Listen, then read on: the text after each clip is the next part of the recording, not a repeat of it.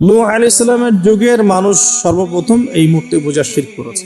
এর আগে মূর্তি পূজা ওয়ার্ল্ডে ছিল না, নূহ আলাইহিস সালামের যুগ থেকে শুরু হয়েছে।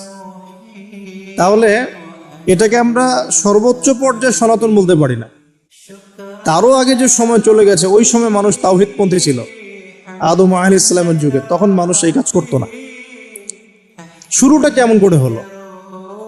ভালো উদ্দেশ্যে শুরু হয়েছিল, ভালো মনে করে। কেমন?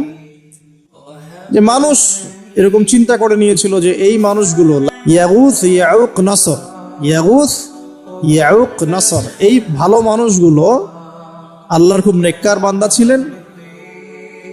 তাদের স্ট্যাচু তৈরি করা যায়, তৈরি করলে কি হবে? এগুলোকে দেখলে আমাদের আগ্রহ জন্মাবে ইবাদত করার ব্যাপারে। এটা ছিল ওদের থটস। শয়তান এভাবেই তাদেরকে ইনফ্লুয়েন্স করেছিল, তারা তাই করলো। এই জেনারেশনটা যখন মারা গেল, পরের জেনারেশন যখন আসলো, তখন শয়তান ওদেরকে বুঝালো, ধরেন 100-200 বছর পরে বুঝালো যে ওরা খুব ভালো মানুষ ছিল, ওদের মূর্তিকে মসজিদের বাইরে না রেখে ভিতরে ঢুকিয়ে ফেলো, তাদেরকে সিজদা করতে হবে না, ভিতরে ঢুকিয়ে ফেলো, ইবাদতে মনোযোগ আসবে। পরের জেনারেশন এই কাজটাই করলো। থার্ড জেনারেশনকে শয়তান বোঝালো যে সরাসরি ওদের কাছে চাইলেই হবে, তারা আল্লাহ পাকের অনেক আনুগত্য প্রাপ্ত, নৈকট্য প্রাপ্ত বান্দা, সরাসরি তাদের কাছে চাইলেই হবে। আল্লাহর কাছে চাওয়া এখানে চাওয়া একই কথা, ওখানে সেজদা করা এখানে সেজদা করা একই কথা। এখান থেকে শুরু হলো সরাসরি স্ট্যাচু ওয়ার্শিপ। সরাসরি স্ট্যাচু ওয়ার্শিপিং এখান থেকে শুরু হয়েছে। তা আমরা আমাদের হিন্দু ভাই বোন যারা আছেন, আমাদের আশপাশে অমুসলিম ভাই বোন, তাদের প্রতি সম্মান রেখেই এই হিস্ট্রিগুলো পড়তে বলবো আর, এবং যুক্তি দর্শনগুলো খুঁজতে বলবো। আসলে কি তারা শুনতে পায়? আসলে কি সে আমার কোনো উপকার করতে পারে? আসলে কি সে আমার কোনো ক্ষতি করতে পারে? আসলে কি সে সৃষ্টিকর্তার প্রতিমূর্তি হতে পারে কিনা? তো আমরা এটা আহ্বান জানাবো, আমরা কারো ধর্মীয় অনুভূতিতে আঘাত করব না। ইসলাম আমাদেরকে এটা শিখায় না। ইসলাম এটা শিখায় যে মানুষকে হিকমার সাথে, প্রজ্ঞার সাথে দাওয়াত দেয়া, যাতে করে তারা জাহান্নামের রাস্তা থেকে ফিরে আসতে পারে ইনশাআল্লাহ। এখন আসুন, আরো একটা দাওয়াত ইব্রাহিম আলাইহিস সালাম তার কওমকে দিলেন। সেটা কি? এবার এখানে সমাজের মানুষের সাথে ওই সমাজের ধর্ম নেতারাও ছিল। সমাজে কিন্তু কয়েক শ্রেণী মানুষ থাকে, সামাজিক নেতা, ধর্ম নেতা, রাষ্ট্রনেতা। তো রাষ্ট্রনেতা পর্যায়ে এখনো ইব্রাহিম আলাইহিস সালাম যান নাই, এখন সমাজ নেতা আর ধর্ম নেতা চলছে আর কি। এবার ধর্ম নেতা আসলো, এসে ধর্ম নেতারা তাকে বোঝানোর চেষ্টা করলো যে এই আসমানের তারা, চাঁদ, সূর্য, প্রকৃতি, গাছপালা, এগুলো ইলাহ, এগুলোর ইবাদত করা যায়। এই ঘটনা আল্লাহ রাব্বুল আলামিন সূরা আনআমের মধ্যে বলেছে। তো ইব্রাহিম আলাইহিস সালামকে তারা দেখাচ্ছে, এটা আরবীয় একটা কাব্যিক ভাষায় কোরআনে এসেছে, চমৎকার ভাষায়, যে ফালাম্মা জান্না আলাইহিল লাইল, যখন তার উপর রাত আচ্ছাদিত হলো, রাআ কাওকাবা, তখন ইব্রাহিম আলাইহিস সালাম কি দেখলেন? আকাশে তারা দেখলেন। ঠিক আছে, তারা মূর্তি পূজার এখানেই আছে, ধর্ম নেতারাও এখানেই আছে। তো তিনি বলছেন হাযা রব্বি, এটা আমার রব। ফালাম্মা ফালা, যখন তারকাগুলো অস্তমিত হলো, ক্বালা লা উহিব্বুল আফিলিন, আমি তো অস্তমিত যাওয়া জিনিসকে পছন্দ করি না। রব তো অস্তমিত যাবে না, এখানেও যুক্তি লাগবে, তো আমার ফিলোসফি লাগবে, আমার এখানে দর্শন লাগবে, এখানে তো আমাকে প্রজ্ঞা দিয়ে বোঝাতে হবে। এটা তো অস্তমিত হয়ে গেল, এটা তো রব হতে পারে না।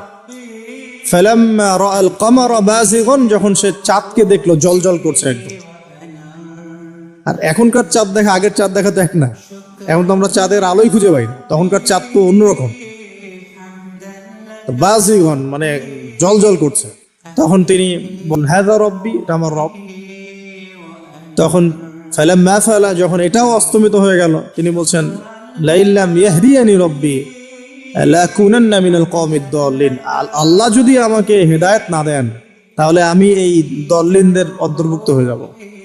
ইব্রাহিম আলাইহিস সালাম বলছেন ফালাম্মা রাআ শামসা বাযিগাতান, যখন এবার সূর্যকে দেখলেন দিনের বেলা, এটা তো আরো বড়। হাযা রব্বি হাযা আকবার, এটা আমার রব, এটা সবচেয়ে বড়। হাযা আকবার, এটা সবচেয়ে বড়।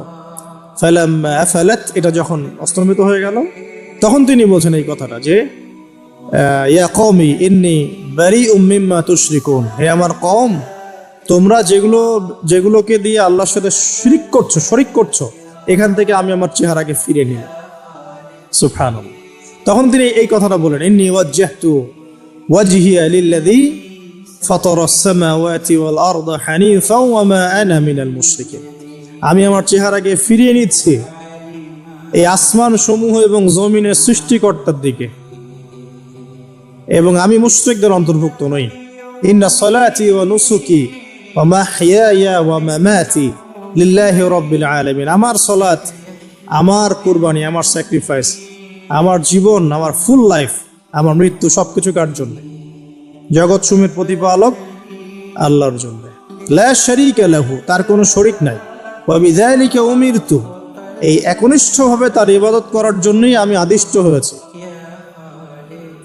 ওয়া বিযালিকা উমিরতু ওয়া আনা মিনাল মুসলিমিন, এবং আমি মুসলিমদের অন্তর্ভুক্ত। এই শুরু হলো এবার পুরো স্পষ্টভাবে তাওহীদের ঘোষণা দেয়া। তবে ইব্রাহিম আলাইহিস সালামের এক একটা পদক্ষেপ কি যৌক্তিক না, বৈজ্ঞানিক না, এবং অকাট্য প্রমাণ আছে না, এগুলোকে কিন্তু ভেদ করতে পারছে না তারা। এবার ইব্রাহিম আলাইহিস সালাম চিন্তা করলেন, তারা এবার উচিত শিক্ষা দিতে হবে। তবে আগে বলেন, এই যে উচিত শিক্ষাটার কথা বলছে, এটা আবার আপনারা খবরদার ভুলেও কোথাও দিতে যায় না, ঠিক আছে? এটারও সময় আছে। ইব্রাহিম আলাইহিস সালামের সাথে নবী সাল্লাল্লাহু আলাইহি ওয়াসাল্লামের জীবনের মিলের কথা বলছিলাম। নবী সাল্লাল্লাহু আলাইহি ওয়াসাল্লাম মক্কা বিজয়ের আগে কি কখনো মূর্তির গায়ে হাত দিয়েছেন কিনা বলেন? দিয়েছেন? মক্কা বিজয় হয়ে গেছে, পুরো স্টেটই আপনার, অথরিটি আপনার, তখন আপনি আপনার অ্যাকশন নিতেই পারেন, সেটা আপনার ব্যাপার, তখন আপনি কি করবেন? মুহাম্মদ সাল্লাল্লাহু আলাইহি ওয়াসাল্লাম কাবা ঘরে ঢুকে তখন মূর্তি ভেঙেছেন এবং বলেছেন ওয়াকুল জাআল হক ওয়া যাকাল বাতিল ইন্নাল বাতিলা কানা যাহুকা, তাই না? তো ইব্রাহিম আলাইহিস সালাম এবার শিক্ষা দেওয়ার চিন্তা করছেন। তিনি বলছেন যে যখন এরা মেলাতে যাবে, ওই উৎসবে যাবে, তখন আমি এদেরকে দেখে নিব। এটাও কুরআন চমৎকার ভাবে বলেছে যে إذ قال لأبيه وقومه ماذا تعبدون إفكا آلهة دون الله تريدون فما ظنكم برب العالمين فراغ إلى آلهتهم فقال ألا تأكلون। ইব্রাহিম আলাইহিস সালাম এবার যখন ওরা মেলায় চলে গেছে, যাওয়ার আগে আবার ইব্রাহিম আলাইহিস সালাম বলছিলেন যে ইন্নী সাকিম, আমি হচ্ছি অসুস্থ। আমি কি অসুস্থ? নাযারা নাযরাতান ফিন নুজুম, ইব্রাহিম আলাইহিস সালাম রাতের বেলা আকাশের দিকে তাকালেন একবার, তাকিয়ে ওদেরকে বললেন যে ইন্নী সাকিম, আমি অসুস্থ। এটা কৌশল, আমি অসুস্থ, এটা কৌশল। এই কৌশল আবার সব জায়গায় ঘাটাতে যায় না। তো এবার যখন তারা চলে গেল, ফারাগা ইলা আলিহাতিহিম ফাকালা আলা তাকুলুন, এবার তিনি ওই মূর্তি গৃহ যেটা ওদের, ওখানে ঢুকে বলছেন যে আলা তাকুলুন, তোমাদের কি হলো, খাচ্ছ না কেন? কাদেরকে বলছে এই কথা? মূর্তি, খাচ্ছ না কেন? আলা তাকুলুন। ফারাগা ইলা আলিহাতিহিম ফাকালা আলা তাকুলুন মা লাকুম লা তানতিকুন, কি হলো, কথা বলছো না কেন? মা লাকুম লা তানতিকুন, কি হলো, কথা বলছো না কেন?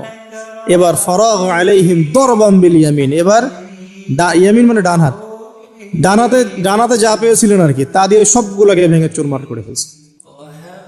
ব্যাস, এবার ওরা যখন আসলো, এসে বলছে যে আনতা ফাআলতা হাযা বিআলিহাতিনা ইয়া ইব্রাহিম, হে ইব্রাহিম, তুমি কি আমাদের উপাস্যদের সাথে এই কাজ করেছো? ইব্রাহিম বলছেন লা না, বাল লা আসলে কোরআনে নাই, আমি নিজের মতো করে বললাম আরবি বলতে বলতে। বাল ফাআলাহু কাবীরুহুম হাযা, বরং এই বড়টা এই কাজ করছে। এর মধ্যে সবচেয়ে বড় যেটা আছে এই বেটার কাজ, আমি করি নাই, আমি তো করি নাই। তখন ওরা তো এটা তো হতভম্ব হয়ে গেল, যে সে বলছে যে তুমি তো জানো, তুমি তো খুব ভালো করেই জানো যে তারা কথা বলতে পারে না, নড়াচড়া করতে পারে না, কিছুই করতে পারে না। তখন তিনি বললেন, তাহলে তোমরা কেন এমন ইলাহের উপাসনা করো যে কথাও বলতে পারে না, শুনতেও পারে না, দেখতেও পারে না, তোমার উপকারও করতে পারে না, ক্ষতিও করতে পারে না? কিন্তু এবারও কিন্তু যুক্তি নাই কোনো, তাদের কাছে কোনো দলিল নাই, কোনো প্রমাণ নাই, কোনো যুক্তি দর্শন কিচ্ছু নাই। এবার শুরু হলো জুলুম। জালেমের কাজ কি? যুক্তি, জ্ঞান, দর্শন, বিজ্ঞান এগুলো দিয়ে যখন পরাস্ত, এগুলো দিয়ে পারছি না, এবার পেশি শক্তি। এবার কি? পেশি শক্তি। ব্যাস, এবার পেশি শক্তি। ইব্রাহিম আলাইহিস সালামকে নিয়ে যাওয়া হচ্ছে নমরুদের দরবারে। এবার চলো, এবার তোমার আজকে খবর আছে। এবার পুরো রিমান্ড হবে 7 দিনে। একদিন রিমান্ড হলেই অবস্থা খারাপ হয়ে যাওয়ার কথা। ইব্রাহিম আলাইহিস সালামকে এবার নিয়ে যাচ্ছে ধরেন নমরুদের কাছে। কি যে হবে আল্লাহ ভালো জান। ইব্রাহিম আলাইহিস সালাম যখন যাচ্ছেন তখন কি তিনি জানতেন যে আল্লাহ পাক তাকে আগুন থেকে বাঁচাবেন? এই ঘটনা যে ঘটবে তিনি কি জানতেন? আচ্ছা, আমরা না হয় জানি যে এমনটা হয়েছিল। ইব্রাহিম আলাইহিস সালাম ওই সময় তো আর জানতেন না যে কি হতে যাচ্ছে। তার মানে তার ওই সময় তার ইমানের তেজ, তার স্থিরতা, ইস্তেকামা এবং তাওয়াক্কুল কত বেশি ছিল। তাকে নিয়ে যাওয়া হচ্ছে। এবারে নমরুদের সামনে দাঁড় করিয়ে নমরুদ এবার একটু মজা নিয়ে জিজ্ঞাসা করলো যে কে তোমার রব? ওই কবরের প্রশ্ন করার মতো, মান রব্বুক, তোমার রব কে? তো ইব্রাহিম আলাইহিস সালাম বলছে রব্বি আল্লাযী ইউহয়ী ওয়া ইউমীত, আমার রব তিনি যিনি জীবন দেন মৃত্যুও দেন। এবার নমরুদ বলছে ক্বালা আনা উহয়ী ওয়া উমীত, আমি তো জীবন দিই আর মৃত্যু দেই। কিভাবে? একজন এই যাবজ্জীবন প্রাপ্ত আসামিকে ডেকে নিয়ে ছেড়ে দিল, দিয়ে বললো যে জীবন দিলাম। আর একজন আসামিকে ডেকে তৎক্ষণাৎ মৃত্যুদণ্ড, এই মৃত্যু দিলাম। তো ইব্রাহিম দেখলেন আলাইহিস সালাম এ তো মোটা বুদ্ধির মানুষ, কারণ যে যত বড় জালেম হয় তার বুদ্ধি তত মোটা হয়, কিন্তু এটা মাথা রাখবেন। ফেরাউনের মতো জুলুম মানুষের বুদ্ধি লোপ করে দেয়, আর শিরক মানুষের মধ্যে ভয় সঞ্চার করে। যখন যখন আপনি শিরক করতে থাকবেন মনে খুব ভয় কাজ করবে। এবং মুশরিক বাহিনী কখনো ইসলামের বিজয় লাভ করতে পারে নাই। যে মুসলিম সেনাবাহিনীর মধ্যেও শিরক ছিল না, ওরা যুদ্ধের মাঠে পরাজিত হয়ে গেছে। ইতিহাস ঘাটবেন, মুসলিম যে সেনাবাহিনীর মধ্যে শিরক ছিল ওই সেনাবাহিনী পরাজিত হয়ে গেছে। আবার অল্প গুটি কয়েক সেনাবাহিনী তারা তাওহীদপন্থী ছিল, তারা জয়লাভ করেছে। ইতিহাস ঘেটে দেখবেন। তো জুলুম কি করে? বুদ্ধি লোপ পায়। নমরুদের বুদ্ধি লোপ পেয়ে গেল। তো ইব্রাহিম আলাইহিস সালাম বলছেন রব্বি আল্লাযী ইউহয়ী ওয়া ইউমীত, এ তো এটা বুঝলো না। তাহলে ইন্নাল্লাহ তাআলা ইন্নাল্লাহ ইয়াতি বিশ-শামসি মিনাল মাশরিক ফাতি বিহা মিনাল মাগরিব। ইব্রাহিম আলাইহিস সালাম বলছেন যে আল্লাহ রাব্বুল আলামিন, আমার আল্লাহ, তিনি পূর্ব দিক থেকে সূর্য উঠান। তো তুমি যদি ইলাহ হয়ে থাকো তাহলে পশ্চিম দিক থেকে উঠাও। এটা আরো বড় অকাট্য দলিল হলো। তার অবস্থাটা আল্লাহ ব্যাখ্যা করছেন এভাবে। আল্লাহ বলছেন ফাবুহিতাল্লাযী কাফার, কাফের একদম হতভম্ব হয়ে গেল। একদম হতভম্ব হয়ে তো লাভ নাই। পেশি শক্তি আছে আমার, তোমার যুক্তি, বিজ্ঞান, দর্শন, থিওরির তো আমার দরকার নাই। তোমার দিনের জ্ঞানের এলিমেন্ট তোমার দরকার নাই। তোমার ওয়াজ নসিহতের আমার দরকার নাই। আমার কাছে কি আছে? পেশি শক্তি আছে। পিঠায় সব সিধা করে ফেলাবে একেবারে। ব্যাস, ইব্রাহিম আলাইহিস সালামের জন্য বলছে হাররিকুহু ওয়ানসুরু আলিহাতাকুম, একে জ্বালায় দাও, পুরায় দাও, একে জ্বালায় পুরায় দাও, তোমাদের ইলাহদেরকে সাহায্য করো। আল্লাহ পাক অন্য জায়গায় বলছেন যে ফাআরাদু বিহি কাইদান ফাজআলনাহুমুল আসফালিন, তারা ইব্রাহিম আলাইহিস সালামকে নিয়ে একটা বিশেষ বড় একটা কৌশল করল। এই কৌশলটা কি ছিল? তাকে অগ্নিকুণ্ডের মধ্যে ফেলে দেওয়ার একটা চেষ্টা করলো। আগুন জ্বালিয়ে রাখলো। বলা হয় 40 দিন। এগুলো হিস্ট্রি বা তাফসীরগুলোতে আসছে। আমি just Quran text to the point বলছি। তো আগুন দাউ দাউ করে জ্বলতে লাগলো। ওই ব্যাবিলন, ওখানকার সব মানুষ দেখছে বিষয়টা। ইব্রাহিম আলাইহিস সালামকে ফেলে দেওয়া হবে। দেখেন, যখন ফেলে দেওয়া হবে তখন কি ইব্রাহিম জানতেন যে তিনি আগুনে পুড়বেন না? তিনি তাহলে প্রস্তুত ছিলেন। তিনি তখন জীবন দেওয়ার জন্য প্রস্তুত ছিলেন। ঠিক আছে? এখন তাকে ফেলে দেওয়া হচ্ছে। ঠিক ওই সময়ে জিবরাইল আলাইহিস সালামের আগমন। সুবহানাল্লাহ। তিনি এসে বলছিলেন যে আমার কাছে কোন হাজত আছে নাকি আপনার? তখনও ইব্রাহিম আলাইহিস সালাম বলেছেন আপনার কাছে আমার কোনো হাজত নাই। হাসবি আল্লাহ ওয়া নি'মাল ওয়াকিল, এই যে কথাটা আমরা বলি, হাসবুনাল্লাহ ওয়া নি'মাল ওয়াকিল, হাসবি আল্লাহ ওয়া নি'মাল ওয়াকিল। ইব্রাহিম আলাইহিস সালাম বললেন আল্লাহই আমার জন্য যথেষ্ট এবং তিনিই আমার উত্তম কর্মবিধায়ক। এরকম মোমেন্টে বান্দা যখন আল্লাহকে এভাবে চাবে, আল্লাহ রাব্বুল আলামিন না এসে পারবেন? কখনোই পারবেন না ইনশাআল্লাহ তাআলা। তখন আল্লাহ রাব্বুল আলামিনের আদেশ চলে আসলো, ইয়া নার, হে আগুন, কুনি বারদান ওয়া সালামান আলা ইব্রাহিম, ইব্রাহিমের জন্য ঠান্ডা হয়ে যাও, শীতল ঠান্ডা হও, মানে খুব শীতল না, বা আরামদায়ক শীতল ঠান্ডা হয়ে যাও। সুবহানাল্লাহ। এভাবে আল্লাহ রাব্বুল আলামিন ইব্রাহিম আলাইহিস সালামকে অগ্নি পরীক্ষা থেকে বাঁচালেন। ওখানে ইব্রাহিম আলাইহিস সালাম থাকলেন, কোনো ক্ষতি হলো না। তিনি পরবর্তী সময় বলেছিলেন ওই সময়টুকুর মধ্যেই তিনি শান্তিতে ছিলেন। ওই যে বললাম না, অনেকে যে নির্যাতন নিপীড়নের শিকার হয়, তারপরে বলে যে ওই সময়টুকুই ভালো ছিলাম, আল্লাহকে পেয়েছিলাম, তেলাওয়াত বেশি ছিল, তাহাজ্জুদ বেশি ছিল, পরে ফিতনার যুগে চলে আসছি। তো এই হলো অগ্নি পরীক্ষা। এরপরে কমকে দাওয়াত দেওয়ার হলো না, সেখান থেকে চলে যেতে হলো। ওই যে এই যে অগ্নি পরীক্ষা ইব্রাহিম আলাইহিস সালামকে এখানে দিতে হয়েছে, ওইরকম পরীক্ষা আমাদের নবী সাল্লাল্লাহু আলাইহি ওয়াসাল্লামকে দিতে হয়েছে তায়েফের মাঠে, দিতে হয়েছে বদরের মাঠে, উহুদের মাঠে। এখানে আল্লাহ পাক ফেরেশতা নামিয়ে দিয়েছেন সাহায্যের জন্য, বদরের মাঠে দেখেন, উহুদের মাঠে আল্লাহ পাক ফেরেশতা নামিয়েছেন সাহায্যের জন্য। একদম হুবাহু মিল পাবেন আপনি জিনিসগুলো, খালি বাসিরা থাকলেই হবে, ধরতে পারলেই হবে জিনিসগুলো। সামনে যাই, এবার শুরু হলো জীবনের দ্বিতীয় পর্যায়ে। এবার তিনি হিজরত করে চলে যাচ্ছেন। দেখেন এখানেও হিজরত, আবার নবী সাল্লাল্লাহু আলাইহি ওয়াসাল্লামের যুগেও মক্কা থেকে মদিনায় নবীগণের জীবনের সাথে এগুলো জড়িত। ঠিক আছে, এখন যাওয়ার তো একজন সাথী লাগবে। একাকিত্বের জীবনের অবসান ঘটলো, আল্লাহ রাব্বুল আলামিন তাকে সাথী দিলেন। সাথীর নাম হচ্ছে সারা আলাইহিস সালাম। কি নাম? অনন্য সুন্দরী নারী ছিলেন। ইতিহাসে বলা হয় যে দুজন নারী সবচেয়ে বেশি সুন্দরী, দুজন। আমাদের মতো আর্টিফিশিয়াল সুন্দরী না, আর্টিফিশিয়াল সুন্দরীর কথা বলো, অরিজিনালি সুন্দরী দুজন নারীর কথা বলা হয়েছে। একজন হচ্ছেন হাওয়া আলাইহিস সালাম, অনন্য সুন্দরী নারী ছিলেন, এবং আরেকজন সারা আলাইহিস সালাম, তিনি পরম সুন্দরী নারী ছিলেন। দেখেন সারা আলাইহিস সালাম, তার গর্ভ থেকে কিন্তু পরবর্তীতে মানে সন্তান তো প্রথমে হচ্ছিল না, তাই না? শেষ বয়সে গিয়ে সন্তান হলো। হাজারা আলাইহিস সালামের গর্ভ থেকে কি ইসমাইল, আর সারা আলাইহিস সালামের গর্ভ থেকে ইসহাক। ইসহাক আলাইহিস সালামের পরে ইয়াকুব, আর ইয়াকুবের পরবর্তী বংশধর যারা, তারা কি? বনু ইসরাইল। বনু ইসরাইলের মধ্যে ইউসুফ হাসান, ইউসুফ সবচেয়ে সুন্দর ছেলে না?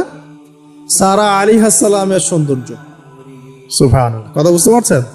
মায়ের সৌন্দর্য, মার বাবা, তারা ছিলেন পরম সুন্দর।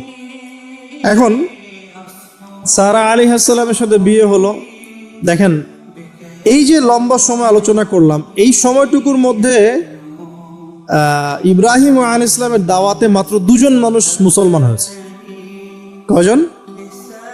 একজন হলো তার স্ত্রী সারা, আর একজন হচ্ছে তার ভাতিজা, তার নাম লুত। ভাতিজার নাম কি? লুত। পরবর্তীতে তিনিও নবী হয়েছিলেন, এবং তাকে সাদুম গোত্রের কাছে পাঠানো হয়েছিল। কোন পাপের কারণে? হোমোসেক্সুয়ালিটি, সমকামিতা, যেটা এখন ওই যে বিজ্ঞাপন দিয়ে প্রচার করা হয়। এবং ঢাকা শহরে যদি একটা শুমারি করা হয়, দেখবেন এদের সংখ্যা কম হবে না। ঢাকা শহরে যাকে শুমারি করা হয়, দেখবেন এদের সংখ্যা কম হবে না। তো এখন যদি ভূমিকম্প আসে, আমরা কি লা ইলাহা ইল্লাল্লাহ বলবো? বলেন তো, আমরা তো ডেকে নিয়ে আসতেছি ভূমিকম্প, আমরা ডেকে নিয়ে আসতেছি যে আল্লাহ পাক বলছেন এগুলো করো না, গজব আসবে। আমরা করছি আর এটাকে ডেকে নিয়ে আসতেছি, আসো। আর এদিকে আমরা মানে রড সিমেন্টের অ্যাডভার্টাইজ করতেছি আর কি, যেগুলো দিয়ে বাড়ি বানালে কোনোদিন ভাঙবেও না, কাঁপবেও না। আমাদের চিন্তাগুলো কেমন হয়ে গেছে জানি। আল্লাহ পাক জেনা, ব্যভিচার, মাদক, এইসব পাপের কারণে এরকম গজবগুলো নাজিল করেন। হিজরতের পালা শুরু হলো, সাথীকে মাত্র দুজন। কয়জন বলেন তো? এখন কয়জন সাথী মুসলিম? দুজন, সারা আলাইহিস সালাম এবং লূত আলাইহিস সালাম। এবার হিজরতের পথ একটা ঘটনা আছে। হিজরতটা হয়েছে কোথায়? ব্যাবিলন থেকে কেনানে। কোথায়? কেনান। কেনান কোন জায়গা? এটা শামের অন্তর্ভুক্ত একটা জায়গা। শাম মানে শুধু সিরিয়া নয়, বরং এটার একটা বড় ব্যাপ্তি আছে। প্যালেস্টাইন, জেরুজালেম এর অদূরেই শামের মধ্যেই, প্যালেস্টাইন জেরুজালেমের অদূরেই এই কেনান একটা জায়গা ছিল। এখানে খালিল নামে একটা জায়গা এখনো আছে। কি নামে? খালিল, বর্তমান নাম খালিল। ইব্রাহিম আলাইহিস সালামকে কি বলা হয়? খালিলুল্লাহ, আল্লাহর খালিল। ওই নামটা কিন্তু এখনো এখানে আছে আর কি। এখানে হিজরত করা হয়। তারপরে এখানে থাকতে লাগলেন তার স্ত্রী সারা আলাইহিস সালাম। এক সময় ওই এলাকায় একটু দুর্ভিক্ষ দেখা দিল। তখন তারা মিশরের দিকে যাচ্ছিলেন খাবারের সন্ধানে। যাওয়ার সময় সেখানে একটা রাজা ছিল। রাজাটা লম্পট টাইপের। লম্পট রাজা বোঝেন কিনা? যারা নারীর নেশা খুব আর কি, যে মেয়েকেই দেখে তাকে তুলে নিয়ে যায়। এগুলো নতুন পাপ না। ইতিহাসে যেগুলো দেখতে এখন যেগুলো হচ্ছে, এগুলো হিস্ট্রিতে ছিল, আগেও ছিল।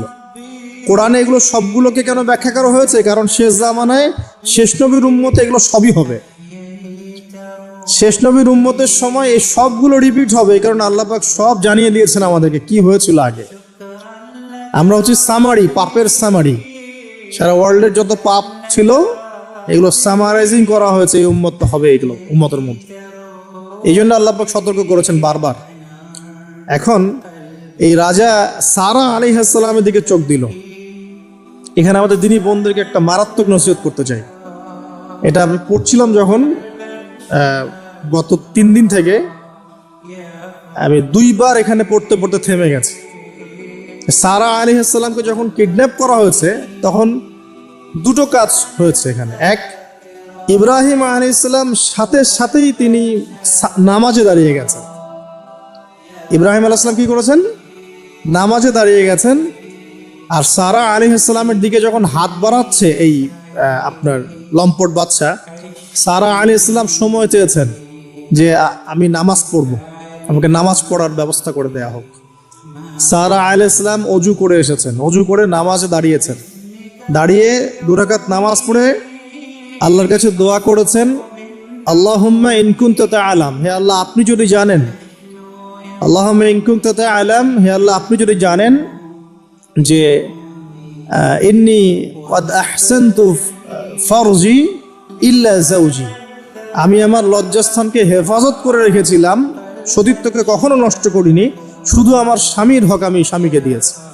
মানে আমি আমার স্বামী ছাড়া অন্য কারো কাছে আমার সতীত্ব নষ্ট করি নাই। যদি আপনি এটা জেনে থাকেন, আল্লাহ ফানসুরনি, আল্লাহ আপনি আমাকে সাহায্য করেন, ওয়ালা তুসমিত আলাইয়া হাযাল কাফির, আমার উপরে এই কাফেরকে আপনি বিজয়ী করেন। এই দোয়াটা দিনী বোনরা মুখস্থ করে রাখতে পারেন। কারণ অনেকেই চলতে ফিরতে উঠতে বসতে অনেক রকম হ্যারাসমেন্টের শিকার হন। যদি আপনি সতীত্ব রক্ষা করে চলতে পারেন তখন আল্লাহর কাছে দোয়া করবেন, আল্লাহ আপনি যদি জেনে থাকেন আমি আমার সতীত্ব রক্ষা করেছি, আমি অনেস্ট, আমি আমার সতীত্ব রক্ষা করেছি, কারোর সামনে আমি আমার সতীত্ব নষ্ট করি নাই, আল্লাহ আপনি এই জালেমের এগেনস্টে, এই কাফের এগেনস্টে, এই ফাসেকের এগেনস্টে আমাকে সাহায্য করেন। এই দোয়া করার সাথে সাথেই এই বাদশার হাতটা অবশ হয়ে গেছে, হাত আর আগাচ্ছে না, হাত প্যারালাইজ হয়ে গেছে, পড়ে গেল সে। তখন আবার তিনি দোয়া করছেন সারা আলাইহিস সালাম, আল্লাহ এখন যদি সে মারা যায় তার মানুষ মনে করবে আমি মেরে ফেলছি। তখন আল্লাহ পাক তাকে ছেড়ে দিলেন, ভালো হয়ে উঠলো। আবার ওই যে বললাম পশুর স্বভাব তো কখনো ঠিক হয় না, আবার হাত দেওয়া শুরু করলো, চেষ্টা করলো, আবার অবশ্য হয়ে গেল। এভাবে 3-4 বার চেষ্টা করেছে। এরপরে যখন পারছে না তখন সে বলছে যে আমার সামনে কোন শয়তানকে তোমরা নিয়ে আসছো, সে তার ভাষায় বলছেন, আমার সামনে কোন শয়তানকে হাজির করছো, একে নিয়ে যাও আমার সামনে থেকে। তো ছেড়ে দিল। তারপরে সাথে হাজারা আলাইহিস সালামকেও মানে হাদিয়া হিসেবে দিয়ে দিয়েছে, একে নিয়ে যাও। এবার হাজারা আলাইহিস সালাম, সারা আলাইহিস সালাম, ইব্রাহিম আলাইহিস সালাম কেনানে চলে আসলেন। এখন সারা আলাইহিস সালাম তো ভাবছেন তিনি বন্ধা, তিনি ভাবছেন যে আমার সন্তান হচ্ছে না। তখন ইব্রাহিম আলাইহিস সালামের বয়স প্রায় 86 বছর। কত বছর? তা সারা আলাইহিস সালামের বয়স প্রায় 70। তো 70 বছর হয়ে গেছে একটা মহিলার, মনে করেন বাচ্চা কাচ্চা হয়নি, তাহলে তো তার মনে হবে যে আমার মনে হয় বাচ্চা কাচ্চা হবে না, স্বামীর তো বংশ বাড়ছে না, তো বংশ রক্ষার স্বার্থে আমি তাকে একটা বিয়ে দেওয়ার চেষ্টা করছি। তখন হাজরা আলাইহিস সালামের সাথে তার বিয়ে দেওয়া। এই হলো সেকেন্ড ওয়াইফ। এখনকার পশ্চিমা সভ্যতা অবশ্য আমাদেরকে শিখায় যে একজন নোবেল মানুষ আর কি, a noble man can not marry মানে টুয়াইস থার্ড, এটা শিখায় যে একজন ভালো মানুষ একাধিক বিয়ে করতে পারে না। এটা নোবেলরা মানে পশ্চিমরা শিখায়, কিন্তু ওরা আবার এটা শেখানোর সাথে সাথে তাদের সোসাইটির মধ্যে একজন মানুষ 10টা 20টা মেয়ের সাথে জেনার চর্চা ঠিকই করে, এটা আবার ওখানে অ্যাভেলেবল। তো নবীগণের সুন্নাহ এটা কাদের সুন্নাহ? নবীগণের সুন্নাহ। কারণ নবীগণ এগুলো ম্যানেজ করতে পারতেন, মেনটেন করতে পারতেন। তাদেরকে আল্লাহ পাক ফিজিক্যাল, মেন্টাল সব ধরনের অ্যাবিলিটি দিয়েছিলেন। এবার বিয়ে হয়ে গেল, কিসের উদ্দেশ্যে দেয়া হয়েছে? সন্তান। এবার 86 বছর বয়সে আল্লাহ রাব্বুল আলামিন ইব্রাহিম আলাইহিস সালামকে সন্তান দান করলেন। সুবহানাল্লাহ। এই সন্তানের নাম কি? ইসমাঈল আলাইহিস সালাম। সন্তান জন্ম হয়ে গেল, পরীক্ষাও। ইব্রাহিম আলাইহিস সালামের জীবন তো পুরোটাই পরীক্ষা। বাবার থেকে বিচ্ছিন্নতা পরীক্ষা, আগুনের পরীক্ষা, সমাজ থেকে বিচ্ছিন্নতা পরীক্ষা, আবার এই যে এখন পরীক্ষা, আরো বড় বড় পরীক্ষা শুরু হচ্ছে। কি পরীক্ষা? এবার বলছেন স্ত্রী এবং সন্তানকে রেখে আসো মক্কায়। খুব খেয়াল করে দেখেন, এই জায়গা থেকে ইব্রাহিম আলাইহিস সালাম তার বিশ্বাস ছিল যে মক্কাতে আল্লাহ রাব্বুল আলামিন আমার স্ত্রী এবং সন্তানকে কিন্তু মেরে ফেলবেন না ইনশাআল্লাহ।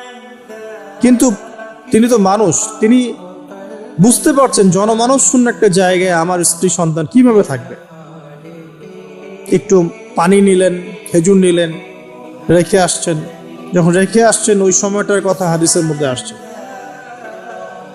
যে তিনি মানে রেখে চলে আসছেন, পিছন দিকে হাঁটা শুরু করেছেন, তার স্ত্রী দৌড়ে আসছেন বারবার। চিন্তা করেন একটু, মানে আবেগ দিয়ে ভাবেন জিনিসটাকে। আইনা তাযহাবু ইয়া ইব্রাহিম, কোথায় আছেন আপনি? স্ত্রীকে তখনও বলা হয়নি যে তোমাদেরকে রেখে চলে যাবো এখান থেকে। স্ত্রীকে তখনও কিন্তু বলা হয় নাই যে তোমাকে রেখে চলে যাবো এখানে, তোমার সন্তানের এই যে দুধের বাচ্চা রেখে চলে যাবো, তখনও কিন্তু তারা জানেন না। জিজ্ঞাসা করছেন আইনা তাযহাবু ইয়া ইব্রাহিম, কোথায় যাচ্ছেন ইব্রাহিম, কোথায় যাচ্ছেন ইব্রাহিম? বুকের মধ্যে পাথর বাঁধা, তখন বুকের মধ্যে তখন ইব্রাহিম আলাইহিস সালাম কি পাথর বাঁধা। এটা পুরুষ, এই ফিলিংস গুলো পুরুষরা বুঝবে, মেয়েরা বুঝবে না। এই বুকে পাথর বেঁধে হাসি মুখে থাকার যে অনুভূতি, এটা পুরুষরা বুঝবে, মেয়েরা বুঝবে না, তাই না ব্যাপারটা? তো ইব্রাহিম আলাইহিস সালামের বুকে তখন পাথর বাঁধা, তিনি কথাই বলতে পারতেছেন না, তখন তিনি বললেন যে আপনি কি আল্লাহর হুকুমে রেখে যাচ্ছেন আমাদেরকে এখানে? তখন ইব্রাহিম শুধু মাথা নাড়লেন, মুখ দিয়ে হ্যাঁও বলেন নাই, মাথা নাড়ছেন খালি। তখন মাশাআল্লাহ এই যে ইসমাঈলের মা আলাইহিস সালাম, তিনি বলছেন যে তাহলে আল্লাহ পাক, তাহলে আল্লাহ রাব্বুল আলামিন, আর যদি আপনি আল্লাহর হুকুমেই আমাদেরকে রেখে গিয়ে থাকেন, তাহলে আল্লাহ পাক আমাদেরকে কোশ্চিন কালেও ধ্বংস করবেন না ইনশাআল্লাহ। এমন মহান তাওয়াক্কুলকে দেখালেন স্ত্রী হাজরা আলাইহিস সালাম। এবার আসেন, উনিও কিন্তু দেখতে পাচ্ছেন যে আশপাশে কোনো মানুষই নাই, জনমানব শূন্য জায়গা, পানি নাই, খাবার নেই, কিছুই নাই। এবার ইব্রাহিম যখন চলে আসলেন, একটা পাহাড়ের আড়ালে গিয়ে দাঁড়ালেন কিছু দূরে এসে, তখন হাত তুলে আল্লাহর কাছে দোয়া করা শুরু করলেন। রব্বি, সূরা ইব্রাহিমের মধ্যে আসছে, রব্বি ইন্নী আসকানতু মিন যুররিয়াতি বিওয়াদিন গায়রি যি যার'ইন ইনদা বাইতিকাল মুহাররাম রব্বানা লিয়ুকিমুস সালাহ ফাজআল আফইদাতাম মিনান নাসি তাহওয়ি ইলাইহিম ওয়ারযুকহুম মিনাস সামারাতি লাআল্লাহুম ইয়াশকুরুন। সুবহানাল্লাহ। তিনি দোয়া করছেন, আল্লাহ আমি আমার স্ত্রী এবং আমার সন্তানকে জনমানবহীন পিরান একটা জায়গায় তোমার ঘরের কাছে রেখে আসলাম। আল্লাহ এই কারণে যাতে করে তারা নামাজ কায়েম করে। কি করে? আল্লাহ তুমি মানুষের মনগুলোকে তাদের দিকে ঘুরিয়ে দিও এবং তাদেরকে ফল ফলাদি দিয়ে রিজিক দিও, যাতে করে তারা তোমার শুকরিয়া আদায় করতে পারে। এখনো দেখেন ওই জায়গায় নামাজ ঠিকই কায়েম হচ্ছে, ওই জায়গায় কিন্তু নামাজ পড়েও যেমন শান্তি, নামাজের আসল রুহানিয়ত ওখানে বোঝা যায়। 24 ঘন্টা ওখানে নামাজ তাওয়াফ চলতেই আছে, 1 মিনিটের জন্য বন্ধ হচ্ছে না। দেখেন তারপরে মানুষের মন অটোমেটিক ওখানে ঘোরানো থাকে। সবাই চায় জীবনে অন্তত একটাবার হজ করতে, একটাবার আল্লাহর ঘর দেখতে। আর পৃথিবীর এমন কোনো ফল পাবেন না সেখানে নাই। অথচ ওখানে কিন্তু খুব কৃষিভিত্তিক কিছু চাষ হয় না, খুব একটা চাষ হয় না। তো ইব্রাহিম আলাইহিস সালামের দোয়ার বরকত দেখেন, কি বরকত! ব্যাস আল্লাহ রাব্বুল আলামিন কবুল করলেন। এবার এই যে খাবার পানি যখন ফুরিয়ে আসলো, তখন এই যে মা হাজরা আলাইহিস সালাম ছোট ছোট শুরু করলেন সাফা আর মারওয়া, সাফা মারওয়া। একবার সাফার উপরে ওঠেন, একবার মারওয়া। এখনকার সাফা মারওয়া না, এখন মোজাইক দিয়ে টাইলস করে দেওয়া সাফা মারওয়া না, যেটা আমরা সাই করি, এই সাই সেই সাই না। ওইটা তখন ছিল একদম রুক্ষ একটা জায়গা, জীর্ণ শীর্ণ একদম ভূমি ছিল। আর এখন তো কয়েক তালা হয়েছে। এটা যারা উমরা হজ করেছেন বা হজ করেছেন তারা জানেন। তো এরকম বিরান জায়গা সাফা মারওয়া, একজন মহিলা, একজন নারী, তার কি জাজবা! সে এই শক্তি কোথায় পাচ্ছে? সেই শক্তি পাচ্ছে কোথায়? সেই তাওয়াক্কুল কোথায় পাচ্ছে? কোন আশা নিয়ে সে ছুটছে আর কি? আর আমরা কোন আশা নিয়ে দুনিয়ার পথে ছুটছি আর কি? পানি, বাচ্চা এদিকে কান্নাকাটি করছে, বাচ্চা কান্নাকাটি করছে, চিৎকার করছে, সে দৌড়াচ্ছে, একবার সাফা একবার মারোয়া, একবার সাফা একবার মারোয়া। আমরা যখন হজ করতে যাই, উমরা করতে যাই, কখনো এই ফিলিংসই আসে না আমাদের মধ্যে। ওইখানে গিয়ে সেলফি উঠানো শুরু করে মানুষ। আমরা গিয়েছিলাম, অবাক হয়ে যায়, ওখানে সেলফি উঠে মানুষ বসে বসে। সাফা মারওয়া সাইর কোনো ফিলিংসই নাই। এটা হাজরা আলাইহিস সালামের স্মৃতি। আল্লাহ পাকের কাছে এই দৌড়াদৌড়ি এতই ভালো লেগেছে, আল্লাহ পাক কিয়ামত পর্যন্ত রেখে দিয়েছেন। সুবহানাল্লাহ। একজন নারীর সম্মানে, এই সন্তান, মায়ের বাঁধন, সুবহানাল্লাহ, এগুলা আসলে বলে বোঝানো যায় না ফিলিংস গুলা। এই 7 বার সাইর মধ্যেই আল্লাহ রাব্বুল আলামিনের এই যে হুকুম চলে আসলো। দেখেন যে ইসমাইলের পায়ের কাছ থেকে পানির ফোয়ারা বের হচ্ছে। এই পানির ফোয়ারা বের করে দিয়ে গেলেন কে? জিবরাইল আলাইহিস সালাম। আর তিনি বলে গেলেন যে তোমরা কষ্ট নিও না, এখানে আল্লাহর ঘর হবে, এই ছেলে আর তার বাবা মিলে ঘর নির্মাণ করবে। এবার তিনি এই যে পানি, জমজম কূপ তৈরি হয়ে গেল, পানি হলো, পানি দেখে পাখি আসলো। কি আসলো প্রথমে? পাখি কিন্তু পানি খোঁজে। এরপরে ওখানে ওই পাখিকে দেখে একদল মানুষ আসলো। এই মানুষগুলো ইয়েমেন থেকে আসছে। কোত্থেকে? এই গোত্রই পরবর্তীতে আরবে বিস্তার লাভ করেছে। এই গোত্রের মেয়ের সাথে ইসমাইল আলাইহিস সালামের বিয়ে হয়েছে। পরবর্তীতে এই গোত্রর হাত ধরে কুরাইশ বংশ হয়েছে এবং এই কুরাইশ বংশে আমাদের শেষ নবী মুহাম্মদ সাল্লাল্লাহু আলাইহি ওয়াসাল্লামের জন্ম হয়েছে। বুঝতে পারলেন? এই হলো ইতিহাস। তো তারা পানি চেয়েছিল। তো হাজরা আলাইহিস সালাম বলেছিলেন যে পানি দিতে পারে এক শর্তে, এখানে বসতি স্থাপন করতে হবে। ওরা তো আরো ভালো, বসতি স্থাপন করবো, পানিও পাবো, সব তো আরো ভালো হলো। এখানে ইসমাইল আলাইহিস সালাম বড় হন। পরবর্তীতে এখানকারই এক মেয়েকে তিনি বিয়ে করেন, নারীকে বিয়ে করেন। তার বংশতে আসে মুহাম্মদ। তার বংশতে আস্তে আস্তে যে কুরাইশ, বনু হাশিম, বনু মাখজুম, এগুলো হতে হতে হতে মুহাম্মদ সাল্লাল্লাহু আলাইহি ওয়াসাল্লাম কুরাইশ বংশে জন্ম নেন। তাহলে আমাদের নবীর পিতা কে বলেন? ইসমাইল। কোন কে? ইসমাইল আলাইহিস সালামকে বলা হয় আরব জাতির পিতা, আলাদা করে আরব জাতির পিতা। আর তখনই কিন্তু আরবি ভাষাটাই, যে আমরা যে এখনকার যে আরবি ভাষাটা দেখছি, এই আরবি ভাষাটা কিন্তু এই বনু জোহরম গোত্র থেকে আসছে। বুঝতে পারছেন? এই গোত্রের ভাষা ছিল এই ক্লাসিক্যাল আরবি ভাষা।